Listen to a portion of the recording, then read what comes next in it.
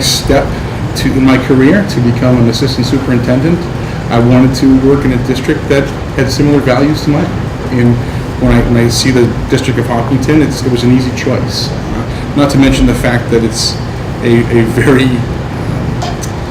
very well-respected school district that understands the importance of providing students a rigorous education, yet an education that is understanding of the holistic needs of all students. And I think that's really important to me in my value system.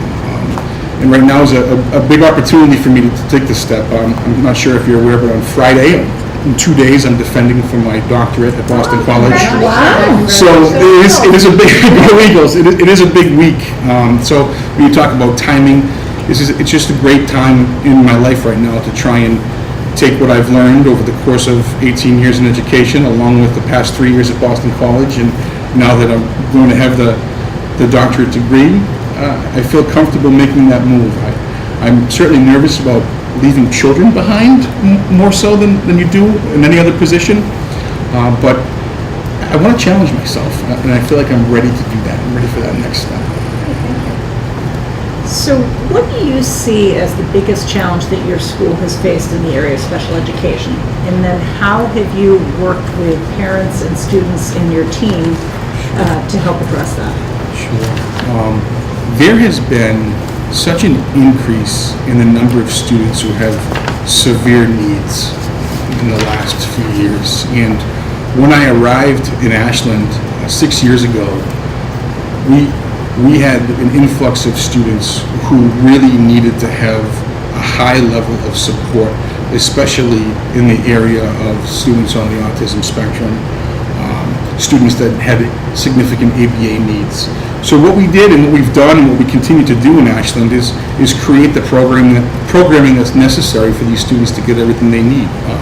We've worked to establish various sub-separate classrooms to make sure students are provided what they need in a small environment, but also ensuring that they're fully included when they're capable of doing so. So we've really forced that inclusion. It's really important. It's important to me as a leader to make sure that my students are included as much as possible, especially in the areas of science and social studies for the social needs, but then when they are receiving the support that they need in the area of ABA, and they're able to do so in a smaller setting. So we've worked with parents. I'd like to think that I have a wonderful relationship with my special education parents. I certainly care about those students a great deal, and I think about some of the students that have had the biggest impact on my life as an educator and a person. Working with some of them, I was speaking with the mom the other day saying that I'm truly going to miss her daughter if I do take the leap and leave the district. And then there's another young man who comes and visits me every single day who's in our sub-separate program. We've decided that if I can't take him with me, then I might as well at least keep in touch throughout the next few years. So it's a great population, and I just am a firm believer in giving students exactly what they need when they need it, and keeping things as inclusive as possible. Thank you.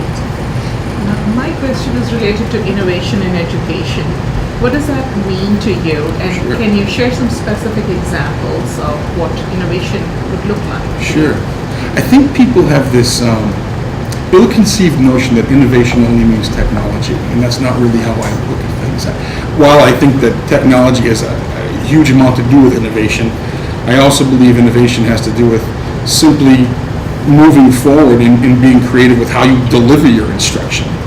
So changing your methodology for the times, and that sometimes that equates to using technology in different ways, but also incorporating things like mindfulness and movement, and making sure that we're understanding that kids these days, they need to move around.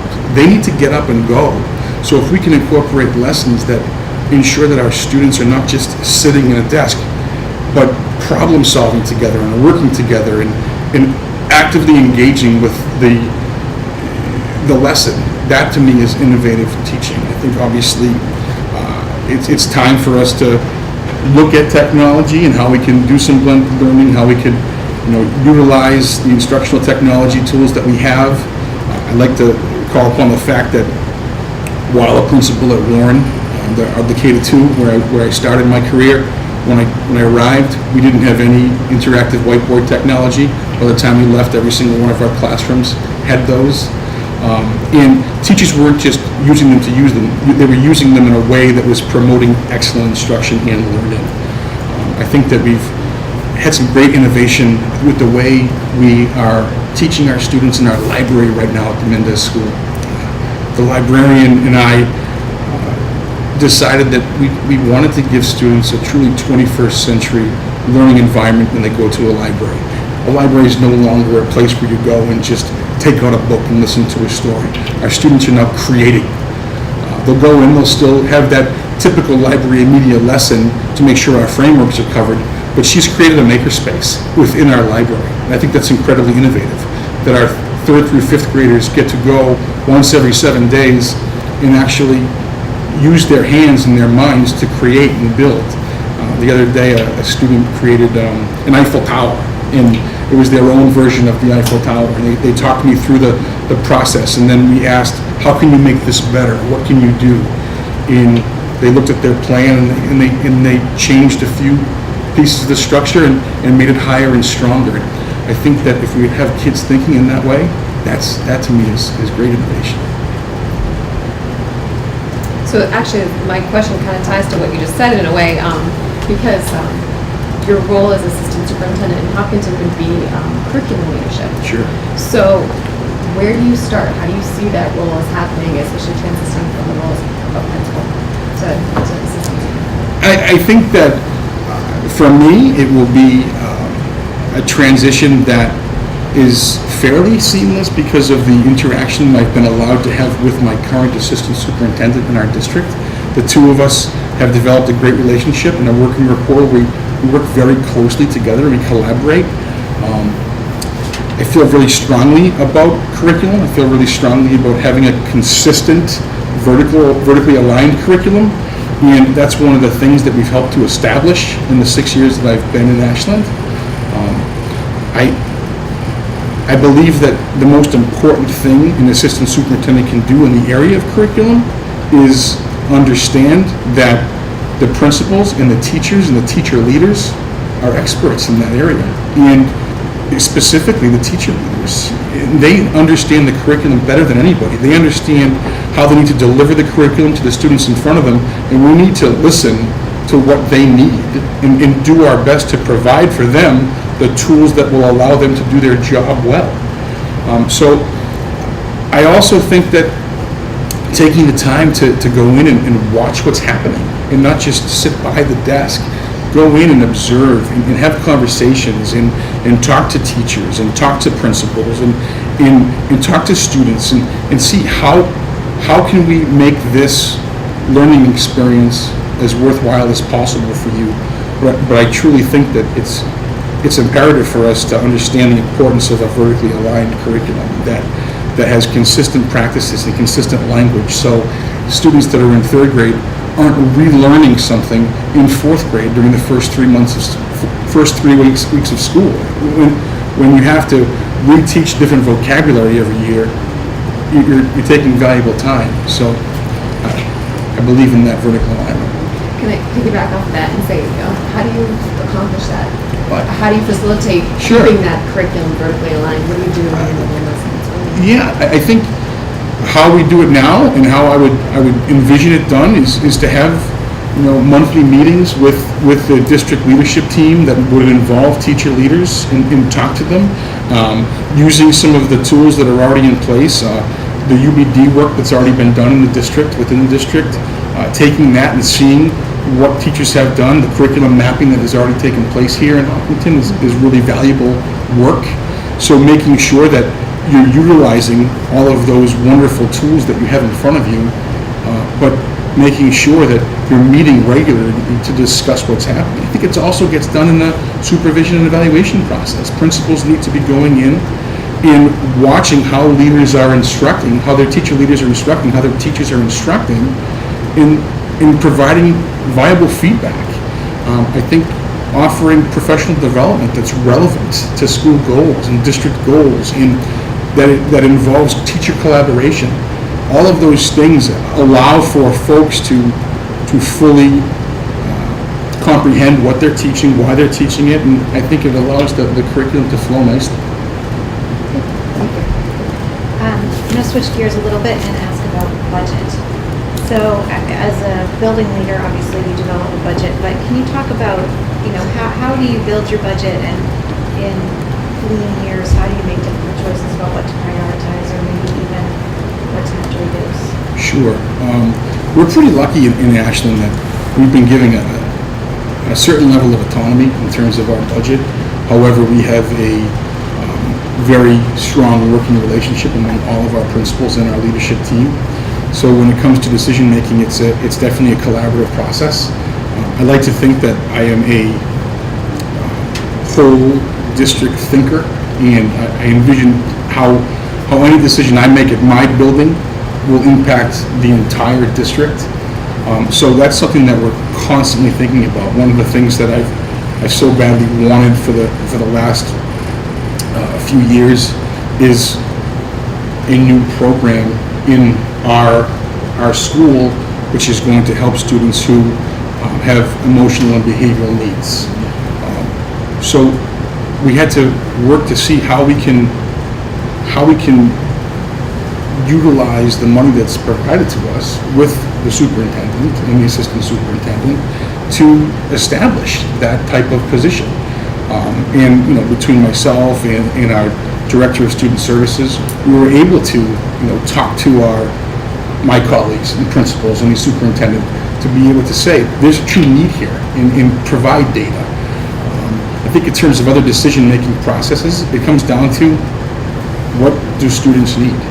That's the driving force behind every decision. So if students need something and it's going to make learning improve, then we've got to figure out how to make it happen. I think that simple things like the makerspace, that provided a new innovative way to teach students. So we made sure that there was money set aside in my own personal budget to create that opportunity for students. It meant making sure that when you budget things, you're calculating carefully to ensure that there's room for the unexpected needs, but for what you really feel is important. I'm thankful for the opportunity to be able to really create my budget for our students and teachers, but obviously understand that we're just one cog in the wheel. So if there's a district need that supersedes our building need, I certainly understand that. So you may be aware that Hopkinton has been going through a really sustained period of growth, which has impacted obviously enrollments, but also we've seen a shifting in our demographics. Sure. And I'm just wondering how you see in the role of assistant superintendent you could promote excellence through diversity to meet some of our current needs. Sure. I think that that's one of the things I really look forward to. I certainly believe in a culturally proficient school environment, and I guess that might be the Boston College student in me at this point.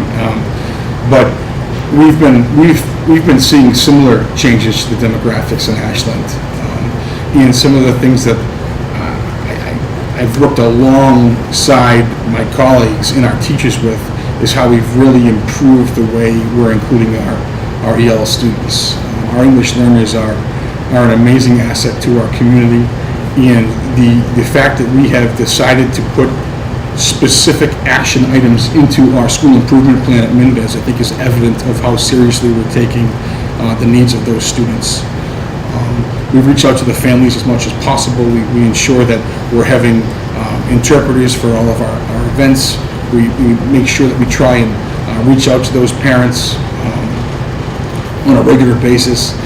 But we are using tools, and we are using the staff members that we have in a way that allows us to ensure that those students are getting the best education possible. I was a part of a pilot model, per se, at Warren, where we had some co-teaching happening between our English learner teacher and our regular education teacher, and the way our students flourished in that model was remarkable. And We've kept that alive at Warren, and we're instituting it in a smaller dose at Mendez now because, change takes time. But the way our students are working right now and the way our teachers are incorporating our SEI strategies is really impressive. But I think one of the biggest hurdles is getting those families involved in reaching out to the community and reaching out to the parents who don't necessarily come in because they're not sure if they will understand or be heard. And I firmly believe that we have to go to them. We've got to get out of our schools and go to the parents and meet them where they are. And that's something that we've tried to do in the community. My assistant principal and I hosted a pizza date not too long ago where we brought pizza to a group of folks and just had a conversation with them at their place, at their house, not their house, but where they live in the development where they all live. And it was a wonderful way to just get out into the community and reach out to be able to establish relationships. Our English language learner teacher from the Warren School has family literacy nights on a regular basis, once a month at the library. Parents are bringing their students to the library to hear stories, but it's a wonderful opportunity to be able to go and establish a relationship and connection with the parents. So it's little things like that I think go a long way, and those are things that I would certainly want to make sure are happening here. I would imagine that in your long career as an educator and as an educational leader, you would have taken a lot of risks. Some which may have worked very well, some which may not have worked well. Can you share a risk that you took which did not go well, and what did you learn from it? Sure. My second year as principal at the Warren School, I decided to do a wholesale schedule change. And I think the schedule itself was well thought out and it provided opportunity for great instruction. And it was a risk to make that change. I mean, a wholesale change like that is certainly a risky proposition. But the reason it failed is because I made the decision in basically a silo. And I learned a great deal from that decision. And I learned a great deal from that experience. I did gather feedback, but I gathered the feedback that I knew was going to be positive feedback. And I talked to the folks that I felt would probably support it. And I don't even know if I realized I was doing it at the time, but in hindsight and reflection, I like to consider myself a pretty reflective person. That's really what happened. But I took that opportunity where I took that risk and did try something, and I learned a great deal from it because we just decided to do it again this year at Mendez, where I am now, but we did it in a completely different way. We put together a committee of teachers.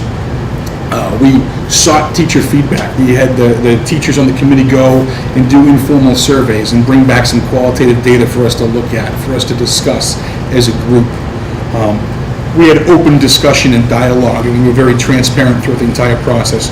We made sure that we met the needs of teachers and what they wanted within the context of the schedule, while also making sure the needs of the students were met. And while I think there have been, some blips because of change, I think that overall folks have understood why the changes in the schedule were made. And just recently I put out a survey to get some feedback about the schedule. And I got some great feedback and some wonderful ideas of how we can make it even better. And we're going to probably take a look at the end of the year and see, all right, what can we do to even improve this to make sure we're working effectively to get everybody what they need. Whereas the last one was just scrapped entirely, and we never even got to the point where we were able to send out a survey. So, yeah, that was a risk gone bad, but a lesson well learned. I appreciate your honest response. Yeah, thanks. We good for time? You want to, one more from me? So my last question concerns assessment, and other than state mandated testing,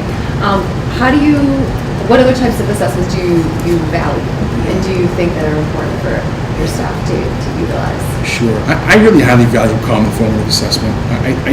I know it sounds a little bit cliche to talk about common formative assessment these days, and it's the buzzword, but I do believe in it, and I believe in it so strongly because if you can take a look at what's happening within your classroom and then speak with the fellow teachers to see how your students are performing comparatively to all the students in the grade, you can see perhaps something that I'm doing right now needs to change. And those conversations are excellent conversations to have. What I don't believe in is providing students assessment purely for the sake of assessing students. I just find that to be a real useless time. But if you're giving an assessment and then looking at the data and evaluating the data and making sure the data is informing your decision making, I think that's just a wonderful use of teacher time, a good use of student time, and it really allows us to move the needle per se. I believe in tools like the benchmark assessment system from Fontes and Pinnell in terms of understanding reading, because you can look at growth. So any assessment that allows you to track student growth, to me, is really a valuable tool. At the younger ages, giving students the diagnostic indicator of basic early literacy skills, the DIBBLs, to be able to take that and watch a student grow over time, but to be able to also make sure you're utilizing that progress monitoring to see how students are doing if they're showing that they're having early struggles. So tools like that are so very important. But also those homegrown assessments that you use. You develop those basic literacy and math assessments at the high school using pre-test and post-test continually to measure student growth and understanding. It's just so very valuable. We also want to make sure that we offer you time if you have any questions for us, or if there's a question that you wish we have asked you that we did not ask you. My goodness, that's a great question. Did you get that, Mike? I guess the number one question that I would have for you folks is, you have an amazingly successful school district. What are you looking for in an assistant superintendent to not only help keep Hopkinton successful, but move the needle where we're achieving at an even higher level, but also ensuring that student needs are met holistically, and not just in terms of rigor, but also in terms of their social and emotional well-being? How are you going to, as a school community, be able to support those issues? Well, I think that's a great question, and I think, like Ashland, like I'm sure many other districts, social emotional health has been increasingly a focus of all of our work, and I think so. We're currently in the last year of our strategic plan, and I think that as the next strategic plan is written, which will be an important piece of work to happen over the summer, early next year, I think that is going to be one of the major drivers of the strategic plan. I think that that's something that's hard for the community to wrap their head around. I'm not sure they appreciate the difference in what it's like to be a student today versus when, back in the dark ages when we were students. So grappling with that, and as Nancy mentioned, just the dramatically changing demographic of our students, the needs that are coming, students are coming to town with now, which bring a lot of opportunity, but also require a lot of extra support. It's professional development for our staff, it's additional staff, it's additional money. So even though we are having a huge amount of growth in this town, we are having some budget constraints that we haven't had for the last couple of years, and so prioritizing how we're going to creatively meet everybody's needs, I think is going to be a big challenge. And so I guess the answer to your question is, I think what's important in terms of, for me, in terms of the assistant superintendent role is being that good fit with Dr. Kavanaugh and balancing her strengths and being able to really be that good team partnership, because I think we have a lot of challenges ahead of us that we've not had behind us, and so it's going to take some creativity, some ingenuity, and a lot of support from staff and students along the way, and a lot of educating of the school committee as well as the community. I mean, if I were to add a couple of things, some of the things that you talked about that, for the kids, it's about the growth, right? For every child, what is the growth, and making sure that our kids are engaged in every classroom, every child, without exception.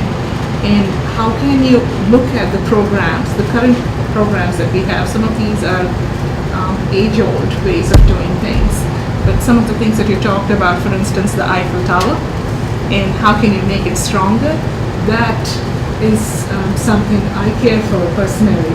It is not about giving a technology-based instruction alone.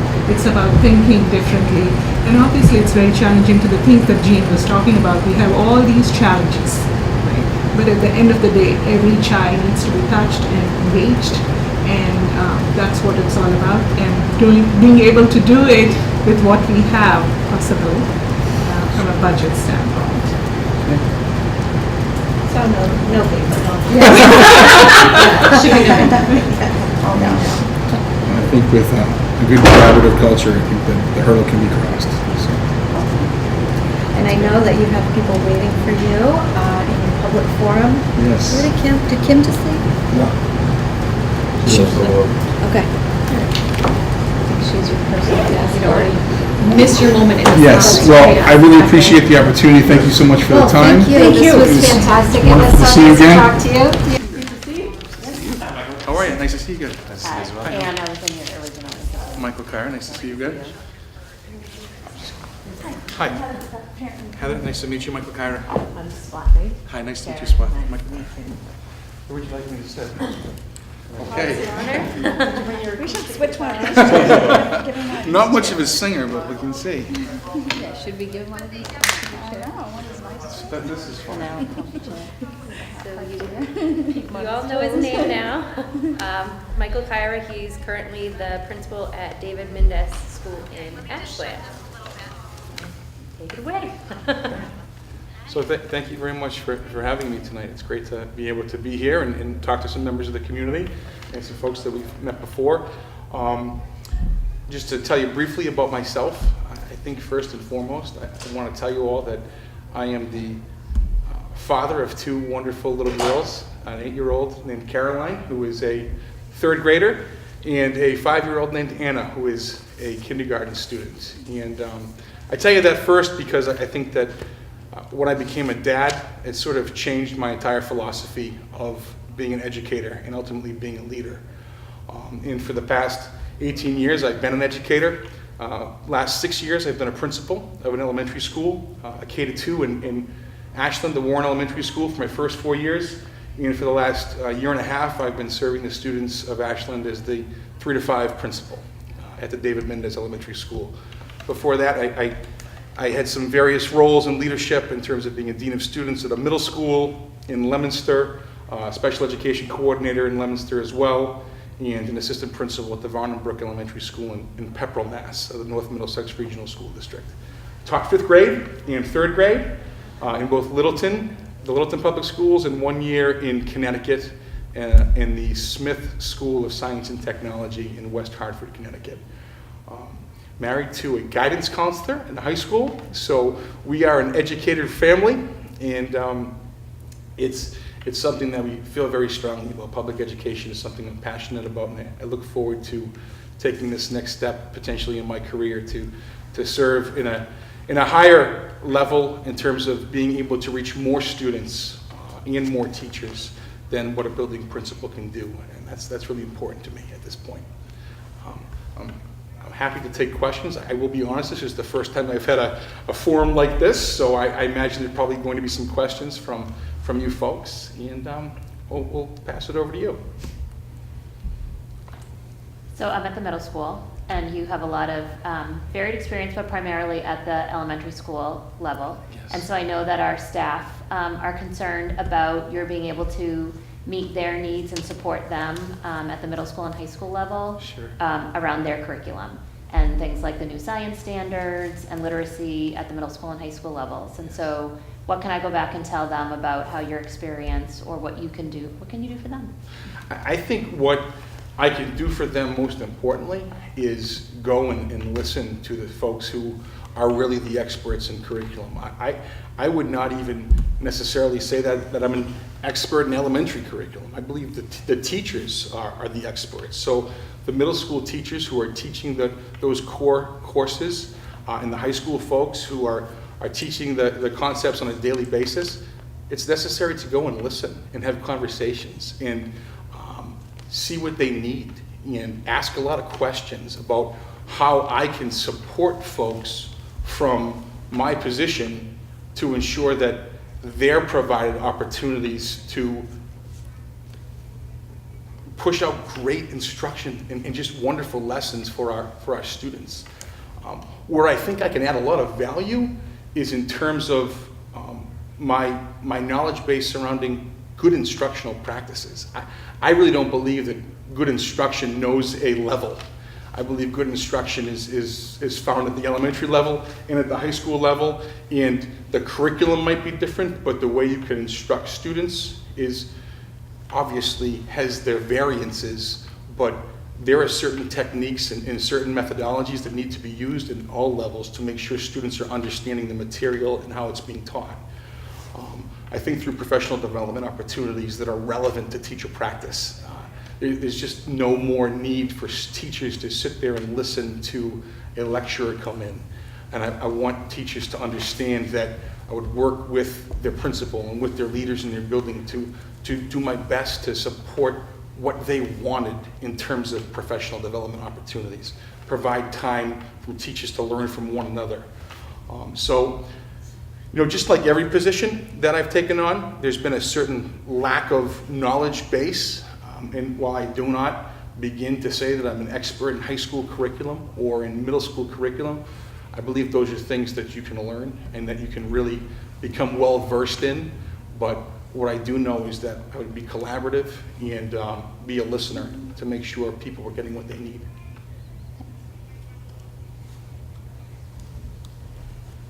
Michael, with regards to professional development, you talked about listening and understanding what people need, which I think is wonderful. I also wonder what you think are some of the most important things in terms of professional development that you would want to bring to a school or a school district that you think need to be in place. Yeah, so I think there are three specific elements of professional development that make it worthwhile.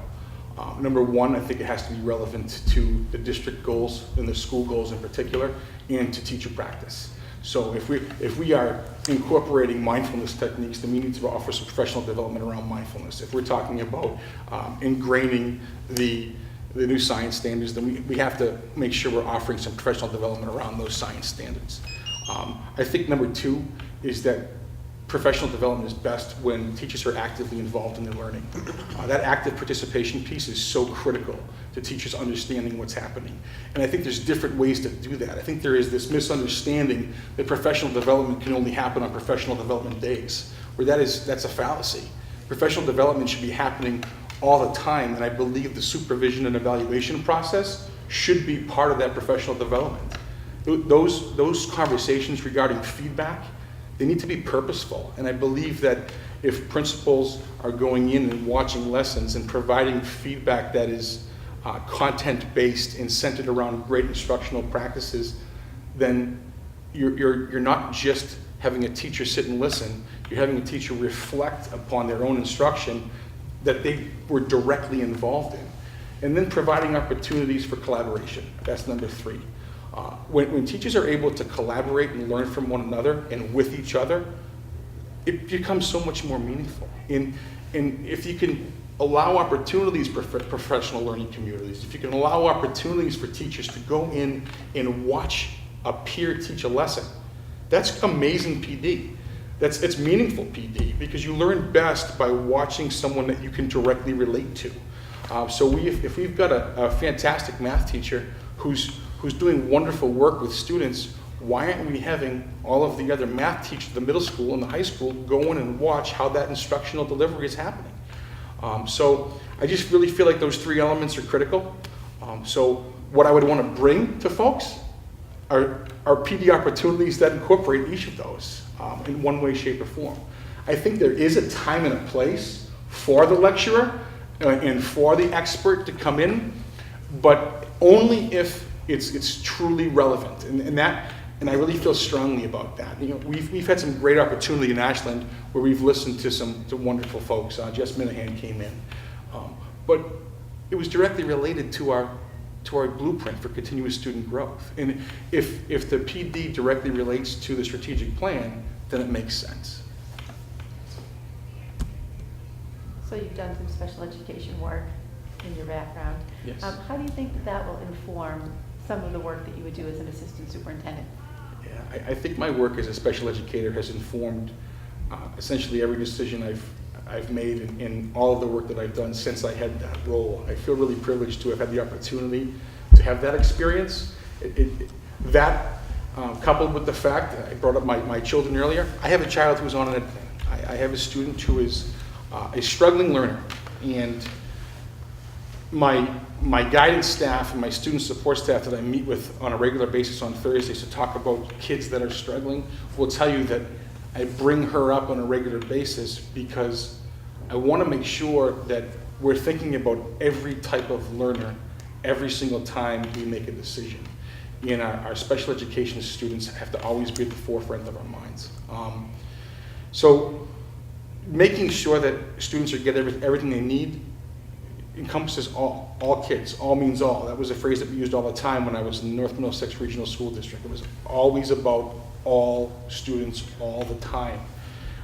So that means we've got to make sure that our special educators are not lost in the shuffle when it comes to things like professional development. I think a lot of times we're focusing on our regular educators. Well, how about offering some special education surrounding co-teaching and the co-teaching model to make sure that our special educators who are pushing in support to students are really not being utilized as an extra teacher's aide, but actually being used as another expert in the classroom. So it has to be the constant thought of how we can support special education students. What do you like to do for fun as a family? That's a great question. So I've got two really great little girls that are very different, but we enjoy playing with Legos and building. We created the Sunshine Catamaran on our snow day yesterday. That was a lot of fun, and we. My oldest plays softball, so right now I'm in a program getting my doctorate at Boston College, and I defend on Friday. And I decided that once I have more time in my life, I am going to be coaching softball for my eldest and coaching soccer for my youngest. We like to just have fun and watch movies and read books, but we create a lot in my house. We are like slime central. I'm not sure if anybody else is doing that these days with their little ones, but it's slime all the time at the Caira house. That's great. So I have a second grader, and my question is probably the kids in a class with all different sort of speeds of learning. Those who are advanced learners, which is where I find my child comes home often bored. Mm-hmm. What could you possibly introduce in the curriculum that could appear a little more challenging at her level? Because the school system seems to be geared more towards a baseline standard, and people on the extremes don't always get the needed help they could use. So what would be your introduction to kids who need that kind of additional sort of learning advantage? Sure. I think that's a challenge at all levels. It certainly isn't a challenge that is solely at the elementary school level. But you know, when we talk about differentiation, it sounds like it's a little cliche because it's a term that's been used and it's a buzzword that's been used for a long time now. But it really is true. But I think it's more about ensuring that we're utilizing our common formative assessments in a way that drives our instructional practices in the classroom. Things like guided reading. We should be taking advantage of tools like the the DRA, the Diagnostic Reading Assessment, or the BAS, the Benchmark Assessment System, and having students take that assessment, those assessments, and then taking a look at the data to make sure that we're informing our instruction based on the needs of our student that is in front of us. And we have to make sure that we're pushing them to grow 1 year every year. So if they come in to a second grade reading at a 2.5 or 2.7 level, I firmly believe that they should leave second grade at a 3.4 or 3.7 level. We should have one full year of growth every single time when we have a student in front of us. I believe that that should be our goal. It should be our constant goal for students to grow 1 year each year, no matter where they came in. So it's tough. It's hard to do. It's hard to do that. It's hard to be in a classroom where you have students that are reading a year and a half below and a year and a half above, but we've got to be able to organize our day through different strategies at the elementary level, utilizing things like the Daily 5 to make sure that we're incorporating our guided reading methodology, but also being able to challenge students as necessary based on some independent practice and some independent techniques that you can use to push kids. At the middle school level, obviously, we can incorporate similar strategies. We can make sure that we have, small center-based learning, group-based learning, where we're not just simply doing whole class instruction, and we're having small group time with kids. So I think that it happens a little bit more naturally sometimes at the high school in terms of students being leveled or picking certain pre-algebra or college prep courses. But at the elementary levels, I think it has to happen within the context of small group instruction. Can you talk to us? Oops, sorry. Did you have a follow-up? No, that's okay. Can you talk to us about maybe some of the challenges, or a challenge, your greatest challenge that you've faced in your career thus far, and then also the highlight of your career in your varied roles that you reflect on? A challenge?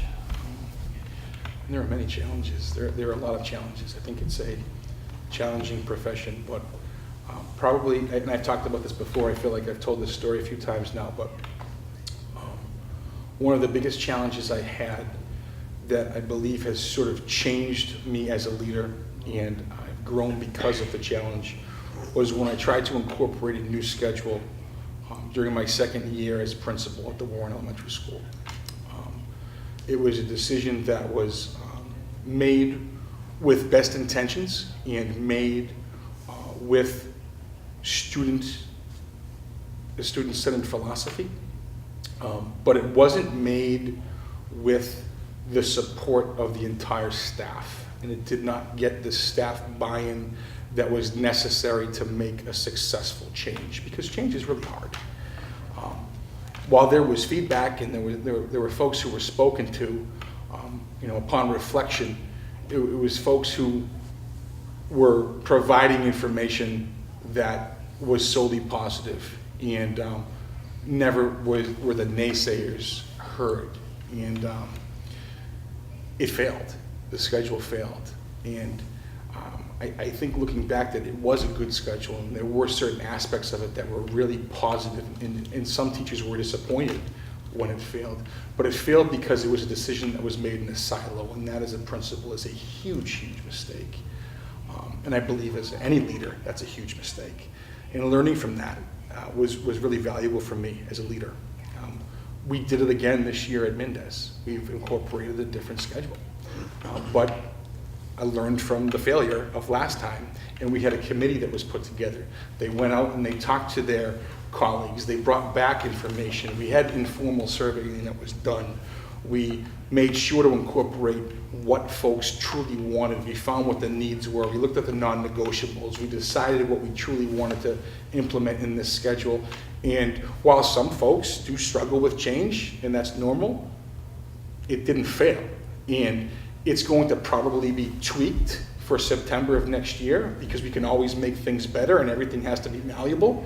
But we just put out a survey.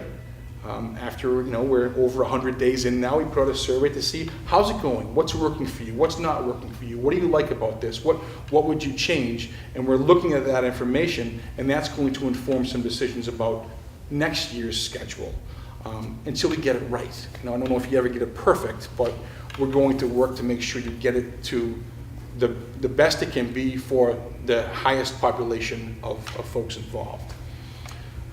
In terms of a highlight,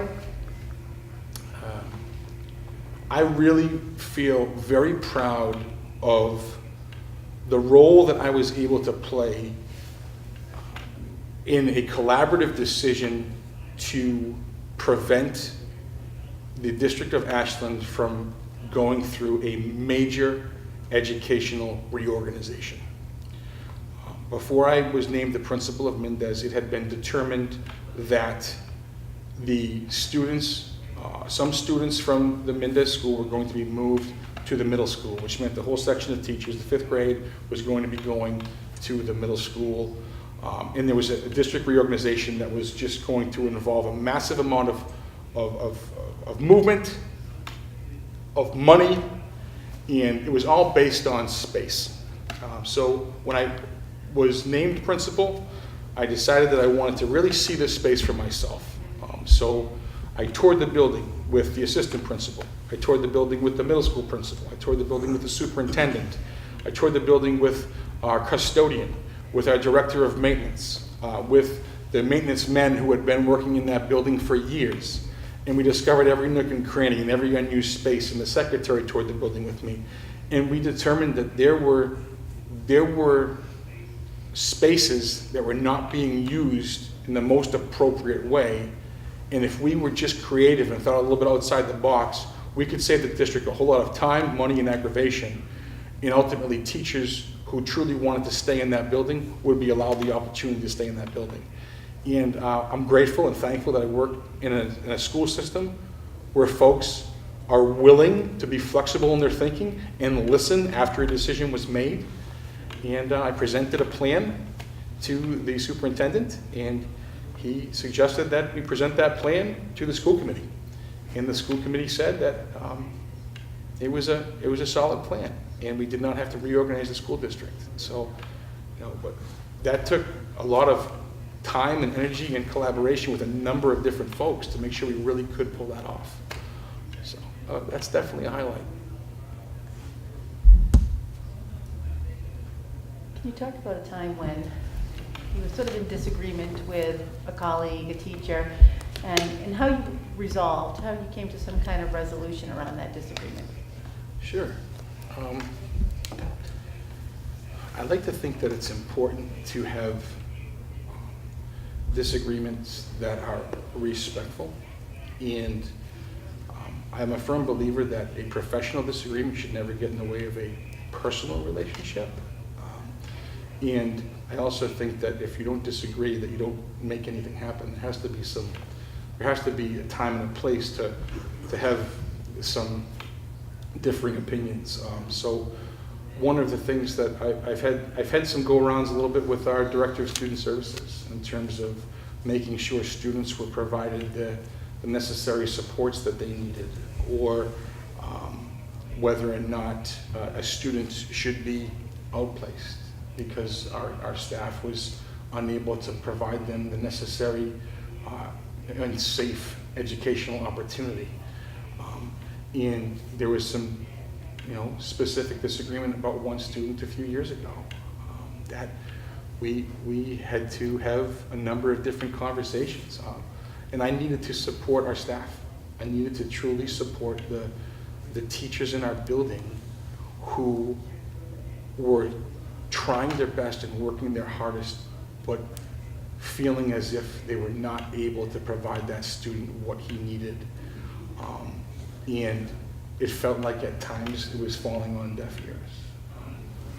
And we worked through it, and we worked hard, and we provided data. And I think sometimes that puts a lot of pressure on our staff, but when our staff understood that the reason we weren't being able to move the needle on this is because there wasn't enough data that was appropriate, I needed to go back to the staff and say, listen, this is what needs to happen.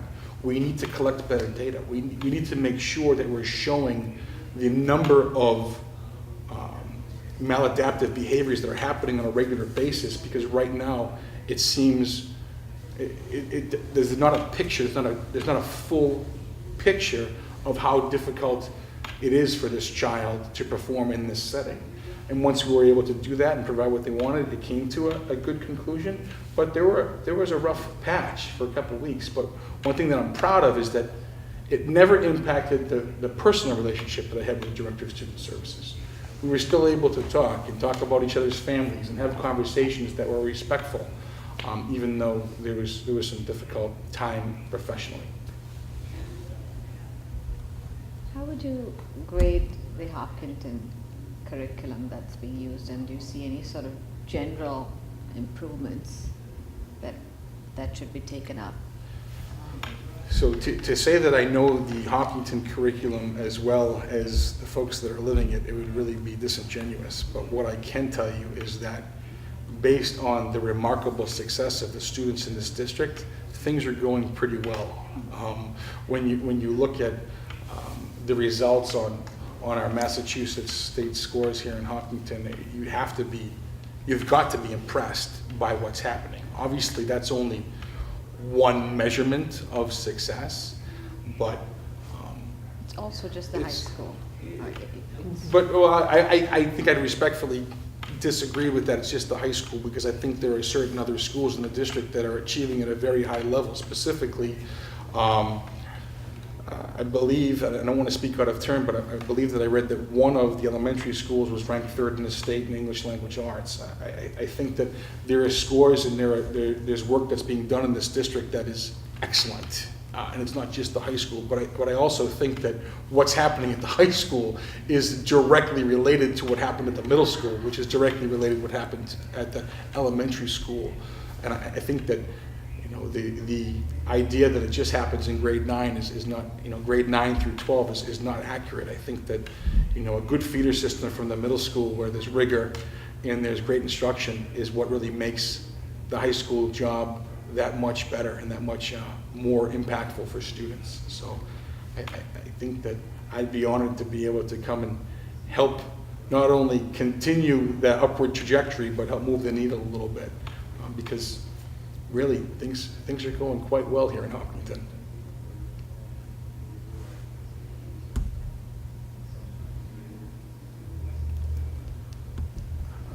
I'll ask just one more. Okay. All right, so if you were the successful candidate and you left Ashland, what would be the one thing you'd want them to remember you for?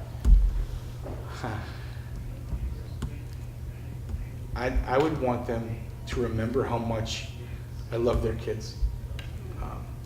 I became an educator because I truly enjoy working with children. And I'm passionate about kids, all kids, period. I'll have a hard time leaving Ashland, actually. Just thinking about it right now, I love Ashland. I love my students. I've had the blessing to be working with the same population of students right now for 6 years. My current 5th graders were kindergartners on my first day as a principal. And I want those parents and those students to remember how much I love their kids. And that is as genuine as you can get. I truly, truly love the students that I work with. And I hope that the folks in Ashland will remember that I was a passionate leader who always made decisions with their students in mind. Can I ask a quick follow-up to that then? So that was, I appreciate your comments in response to Dr. Kavanaugh's question. That was clear when we went on the site visit, and the educators in your building were talking about how much you care for students. Why then would you want to leave that and go into a position where you are somewhat removed, quite a bit removed from students? Yeah, I feel like I'm ready to take on this next step in my career and challenge myself. I've always had the goal, since I became an educator, to someday sit in the chair of a superintendent role. That is ultimately where I would like to be. I have decided that I want to slow that role down quite a bit and really, take my time getting there. And I'm passionate about curriculum instruction, and specifically I'm passionate about professional development. So much so that that's what my doctoral dissertation is centered on, professional development in the area of social emotional learning. It's just to me, it's a logical next step in my career, and I'm ready to make that move. I'm also not foolish enough to know that I can still have contact with children, and I think that I will. I will go in and I will still speak with kids, and I will go and I will ask to read to students, and I will ask to be involved with students in different ways if I'm offered the opportunity to be an assistant superintendent.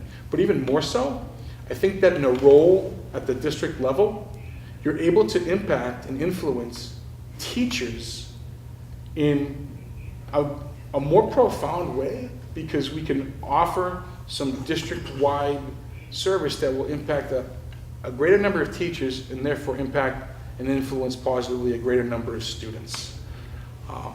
And I want to take that shot. I want to take that leap. I'm sure I'm going to miss kids, but I also knew that I was going to miss kids when I became a vice principal. And I knew I was going to miss kids when I became a principal. But I think that I'm ready for it.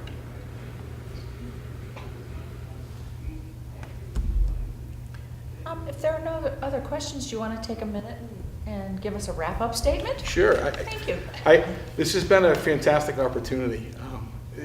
In general, I've enjoyed the process. I've enjoyed getting to learn more about the district. I've enjoyed getting the opportunity to meet some of the members of the leadership team and the teaching staff. And I really just appreciate the opportunity to be considered for this position. I would be truly humbled to be able to get the opportunity to serve as the assistant superintendent in a district such as Hopkinton. I mean, this is a high-achieving, well-respected district in arguably the most well-respected state in the United States in terms of education. And to be able to serve as the assistant superintendent in a town like Hopkinton would really be an honor. I look forward to the opportunity to work with staff that is committed to excellence, but also committed to all children. As I look through the school improvement plans, every one of them talks about social emotional learning. And I am truly passionate about the social emotional well-being of our students. I discussed that that's what my dissertation is on. And I just feel like this is the right fit at the right time. And I really, truly hope that I'm able to take that next step with you all. So thank you for the opportunity. Thank you very much.